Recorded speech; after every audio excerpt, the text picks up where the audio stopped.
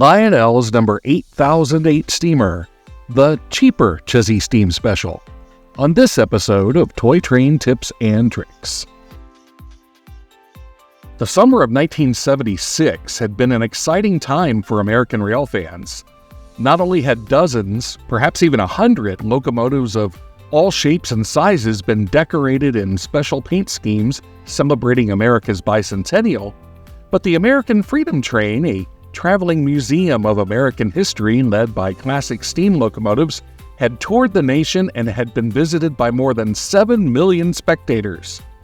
But Chessie System, comprised of the Baltimore and Ohio, Chesapeake and Ohio, and Western Maryland railways, was eyeing a different celebration, the sesquicentennial of the B&O Railroad, America's first and oldest common carrier railroad in 1977.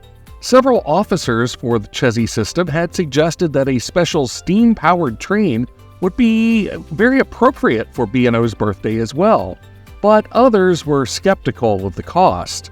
The story goes that when the final proposal was presented to CEO Hayes Watkins and 12 other Chessie System officers, the vote was 12-1 against, with only Watkins in support. So therefore, the vote was unanimous, and the Chessie Steam Special was given the highball. Former Reading T1 Class 484 number 2101, which had served as the American Freedom Train number 1 in 1975 and 76, was selected to power the train. Over the course of 1977 and 1978, the Chessie Steam Special operated more than 100 excursion trips over the entire Chessie System network. As a young lad, I had many encounters with the 2101, both with the American Freedom Train, yep, I'm the little guy, and of course the Chessie Steam Special. Hey look, there I am again. And the big T1 was my favorite steam locomotive. When the steamer was destroyed in a roundhouse fire after the 1978 season, I felt I had lost a friend. Former C&O 484 number 614 replaced the 2101 as the Chessie Safety Express, and later the Family Lines Safety Express as well, until the train's run came to a close in late 1981. In its 1980 catalog, Lionel commemorated the Chessie Steam Special with a 5-car passenger set, led by the first 284 Berkshire steamer produced since the post-war era.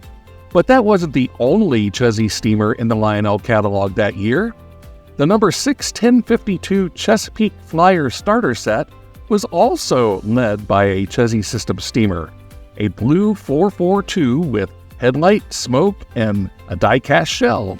The square tender wore a color scheme very reminiscent of the Chessie Steam Special, and it also featured the bean can mechanical sound of steam. Similar sets had been a staple of the Lionel catalog since the first Allegheny set was issued in 1971, also with a diecast 442, headlight, smoke, and Lionel's digital sound of steam, along with a similar collection of rolling stock. These 442s were modified versions of the classic 2018, 2037, and similar 264s of the post-war era. But something was different about this 442. It operated only on DC current. While Lionel had made DC-powered sets throughout the 1970s, in 1980, Lionel wanted to show that DC power was the future, and every starter set locomotive in the 1980 catalog, both steamers and diesels, were designed for DC-only operation. This locomotive, the number 8008, was the only DC-only 442 steamer that Lionel ever made, and one of the few DC-only steamers with a diecast shell.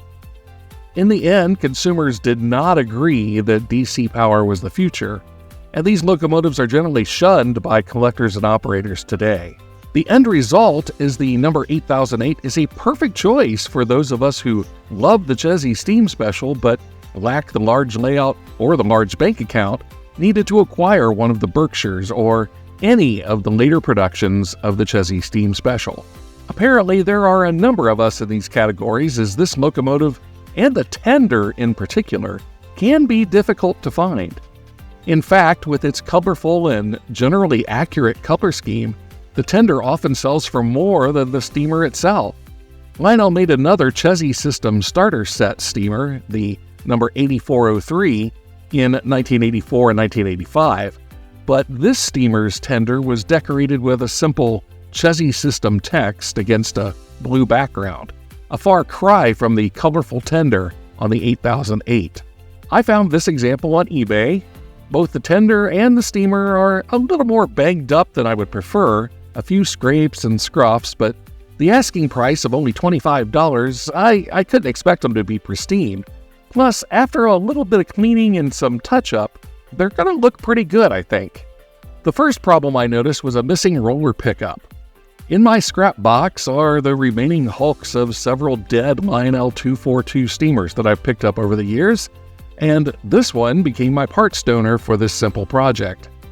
Using a small screwdriver, just push down and twist the old roller from its mounting. To replace the roller, push down on the copper conductive strip and insert the roller into place. You may need to bend the end of the strip upwards when you're done to help secure the roller into its slot. To access the motor and smoke unit, the shell must be removed.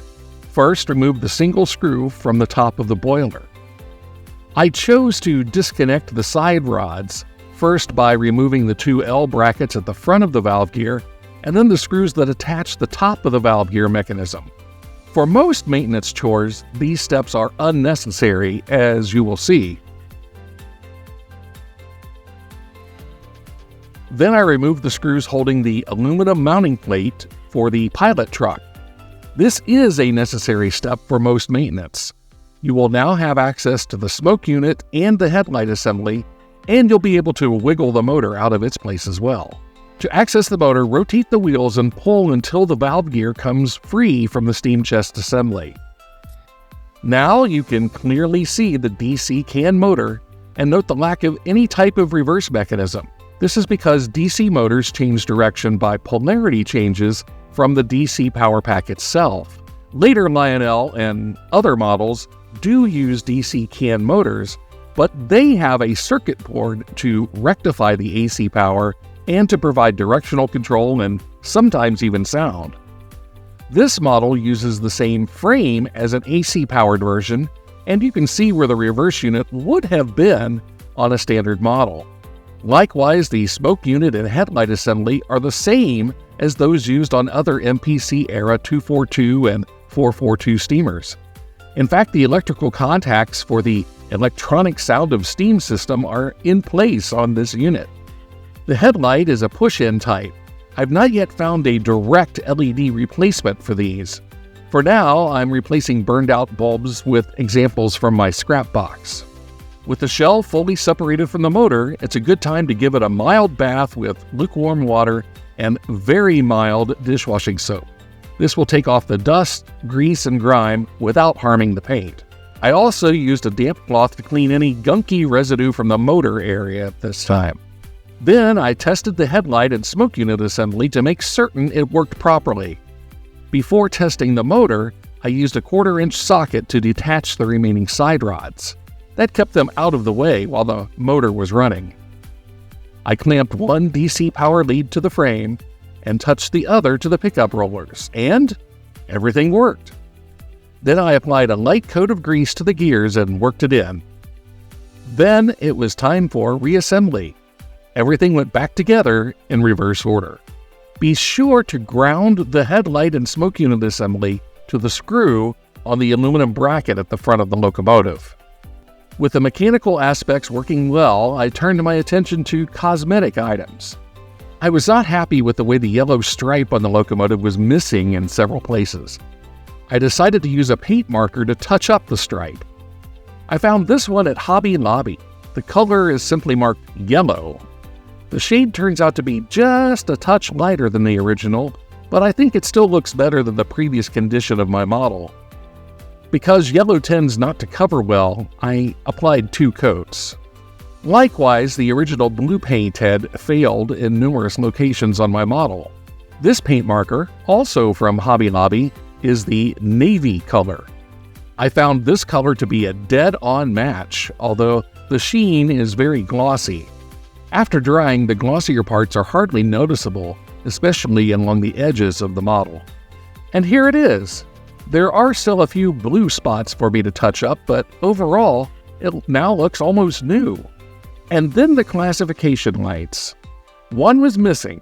Well, I could have ordered a replacement to match, but I was never a fan of the red lenses anyway. So instead, I removed the remaining red lens and put it in my parts box. I may need it someday. Then I used my Dollar Tree jewel trick and placed 2 new clear marker jewels on the model. See the video link if you missed this trick before. And there it is. It's not original, but I think it looks much better than it did before. Before we go to the layout, note that there are several variations of the number 8008. The earliest versions, as shown in the catalog, have the yellow stripe continuing through the numbers, with the numbers then appearing as a blue outline. The E-unit lever slot at the top of the boiler is also filled in. Apparently, either Lionel had difficulty with the numbers printing clearly using this method, or the application was a little too expensive, but in any case, they quickly changed the design to a blue cab with yellow printed numbers, still using the filled-in E-unit lever. At some later time, Lionel began simply repainting old versions of the 442 shell with the E-unit slot still intact, as on my model. There does not appear to be any significant price difference between the variations among collectors. The catalog text mentions a red firebox glow effect that would appear on the number 8008, but there's no evidence it was actually produced that way. And now to the layout. First, be sure you are using a DC power source. This video shows how I made my AC to DC conversion box that works for any standard AC transformer. As the video describes, there are times when it's advantageous to run standard AC models on DC power, so this is a handy tool to have available on your railroad. You could modify the locomotive for AC operation with a bridge rectifier, but then it will operate in one direction only. I prefer the flexibility of my conversion box so I can switch between AC and DC power with the flip of a toggle switch. On the layout, the 8008 is a winner. The die-cast shell and single traction tire give it plenty of tractive effort for a starter set locomotive. The can motor provides smooth operation at all speeds, and my model is a prodigious smoker. The bean can mechanical sound of steam is a matter of taste. It may seem silly by today's digital sound standards, but I think any 8 to 10-year-old 45 years ago would have been very happy with the effect. Lionel and other manufacturers have recreated the Chessie Steam Special numerous times over the years, from the highly realistic Lionel imported brass scale models to whimsical standard gauge editions. For me, Lionel's original 1980 editions still hold a special place in my heart. As for the real locomotive, after the Roundhouse Flyer, the remaining hulk of the number 2101 was moved to the B&O Railroad Museum and cosmetically restored into American Freedom Train colors. For now, I can run steam-powered excursion trains using a variety of borrowed passenger cars. But I will keep my eyes open for bargains on the original Lionel Chessie Steam Special passenger cars, or perhaps a set of Williams reproductions. Who knows, maybe someday I'll find the original Berkshire steamer at a price that doesn't make me cringe. There's joy in the hunt.